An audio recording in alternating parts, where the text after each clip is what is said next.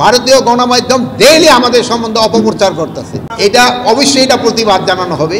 এটা প্রতিবাদটা কিন্তু স্বরাষ্ট্র মন্ত্রণালয় হলো পররাষ্ট্র মন্ত্রণালয়কে পাঠায়, এই প্রতিবাদটা পাঠায় হলো পররাষ্ট্র মন্ত্রণালয়। আমরা অবশ্যই তাদের বলবো এটারে মানে স্ট্রং একটা প্রোটেস্ট লেটার তাদের দেওয়ার জন্য। এটা কোনো অবস্থায় কাইবে না। শুধু আপনি একটা কথা না, ভারতীয় গণমাধ্যম ডেইলি আমাদের সম্বন্ধে অপপ্রচার করতেছে। আপনারা এই ব্যাপারে আপনারা সবসময় সজাগ থাকবেন। আমাদের সাংবাদিক ভাইরাও সজাগ আছে, আপনারা তাদের কারেক্ট রিপোর্ট দেন। তারা কিন্তু মিথ্যা রিপোর্ট ডেইলি দিয়ে যাচ্ছে, ডেইলি তারা মিথ্যা রিপোর্ট দিয়ে যাচ্ছে। যে তারা এই মিথ্যা রিপোর্ট যেন না দেয়, এই জন্য আমি আপনাদের সহযোগিতা কামনা করছি।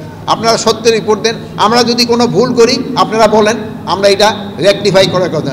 আমাদের ভিতরে যদি কোনো রকমের আমার ভিতরে যদি কোনো দুর্নীতি থাকে আপনি বলেন স্যার আপনি এখানে দুর্নীতি করছেন, আমার দ্বিধা নাই এই উত্তর দিতে।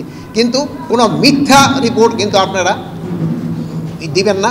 আর কোনো মিথ্যাই করলে হয় কি পুরো জিনিসটা হয়। এখন কিন্তু ভারতীয়রা যে মিথ্যার দেয় এটা কিন্তু সবাই জানে। আপনার এখন যদি ভারত যদি একটা সত্যি রিপোর্টও দেয় কিন্তু সবাই বলবো যে এটা মিথ্যা রিপোর্ট দিছে, এবং কাজেই মিথ্যা রিপোর্ট দেওয়া। এই জন্য আপনারা কিন্তু আমাদের থেকে আরও বড় প্রতিবাদ করতে পারেন। আপনারা কিন্তু আমাদের সবচেয়ে বড় শক্তি এই ব্যাপারে। আমাদের তো শুধু ধরো কিন্তু আপনারা কিন্তু মিডিয়ার মাধ্যমে কিন্তু এই জিনিসটারে অবশ্যই অবশ্যই অবশ্যই এটার প্রতিবাদ করবেন। মাঠের অলরাউন্ডার আমি, আর ঘরের all rounder Tylox. Tylox toilet cleaner, clean মানেই টাইলক্স। এই আস্থা সংকটটা কিন্তু হঠাৎ হয়ে যাবে না। এটা কিন্তু আগের থেকে কিছুটা ইমপ্রুভ হয়েছে কিনা এটা আপনি আমারে বলেন। কিছুটা তো উন্নতি হয়েছে, কিন্তু হয় কি আমার হাতে তো আমি কিন্তু দায়িত্ব নিয়েছি 3 মাসও হয় নাই। আমার কাছে কিন্তু এরকম কোনো রাগবাতি নাই যে বল হয়ে যা, তা তো হবে না। আমার তো সময় দিতে, আমার বাহিনীর লোকদের সময় দিতে হবে। এই একটা ট্রমার ভিতর দিয়ে গেছে, এটা তো একটু সময় লাগবে। এই সময়টা তো আপনারা ভাই আমাদের দিতে হবে।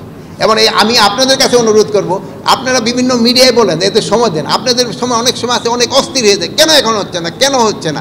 যেমন ধরুন একটা পেশেন্টের সময় এই ঢাকা মেডিকেলে ধরো অ্যাক্সিডেন্ট করে 5-6টা পেশেন্ট একসাথে এসেছে, ডাক্তার সব একজন তো একটা করে তো দেখতে হয়। কিন্তু গার্জিয়ানরা কিন্তু যে যারটা সবচেয়ে কম হয়েছে আহত, সেও পাগল হয়ে যাবে আমারটা আগে দেখো। কিন্তু উনি হয়তো দেখবো সবচেয়ে সিরিয়াসটা সবাই আগে। কিন্তু আমাদের এই ধৈর্যটা কারণ থাকে না। এই জিনিসটার দিকে আপনাদের একটু খেয়াল রাখতে হবে।